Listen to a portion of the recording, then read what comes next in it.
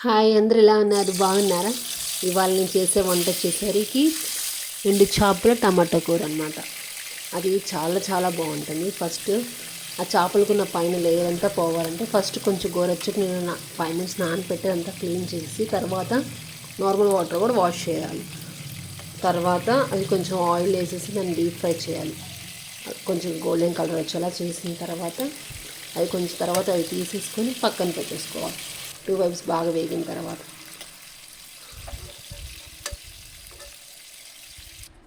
అది తీసిన తర్వాత కొంచెం ఆయిల్ పోసేసి కొంచెం వేడెక్కిన తర్వాత దాంట్లో మనకు కావాల్సిన ఆనియన్స్, పచ్చిమిర్చి వేసుకోవాలి. నాకైతే ఈ కూర చాలా చాలా ఇష్టం. కాకపోతే మా వారికి ఎండు చేపలు అంటే పడదు, అందుకని వాసన అంటే పడదు, అందుకని ఆయన లేనప్పుడు ఆఫీస్కి వెళ్ళినప్పుడు చేసుకుంటాను అనమాట. కూర మాత్రం చాలా చాలా బాగుంటుంది. మీరు ఎవరైనా ట్రై చేసి ఉంటే ఒకసారి ట్రై చేయండి తప్పకుండా. ఉల్లిపాయలు మగ్గాలంటే కొంచెం సాల్ట్ వేసుకోవాలి, దానివల్ల కొంచెం మెత్తగా మగ్గుతాయి. అలా మగ్గిన తర్వాత అల్లం వెల్లుల్లి పేస్ట్ వేసుకోవాలి.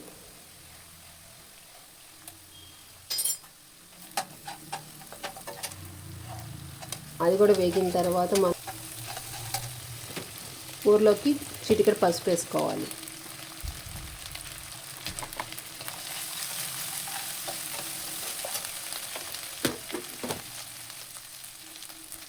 తర్వాత టమాటాస్ వేసుకోవాలి.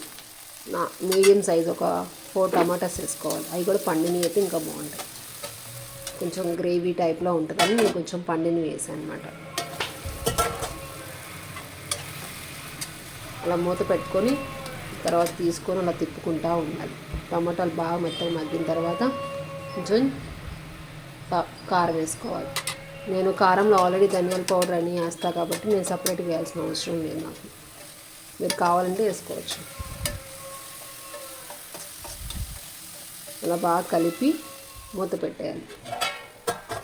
అలా పైన ఆయిల్ తేలిందంటే బాగా మగ్గిందనమాట. కారం కూడా పచ్చివాసన పోయినట్టు అర్థం. తర్వాత ఎండు చేపలు వేసుకోవాలి.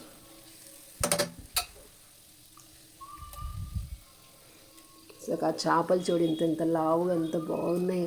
నాకైతే ఎప్పుడెప్పుడు తిందామా అంది, చూస్తుంటే నోట్లోంచి నీళ్ళు కారిపోతున్నాయి. అలా వేసుకొని అన్నీ అలా ఒకసారి తిప్పుకోవాలి.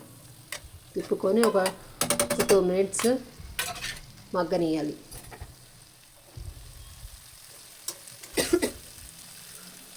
తర్వాత కొంచెం సన్నీళ్ళు పోయకూడదు, కొంచెం హీట్ చేసుకున్న నీళ్ళు పోసుకొని దాన్ని బాగా తిప్పుకొని ఒక 5 మినిట్స్ ఉంచుకోవాలి.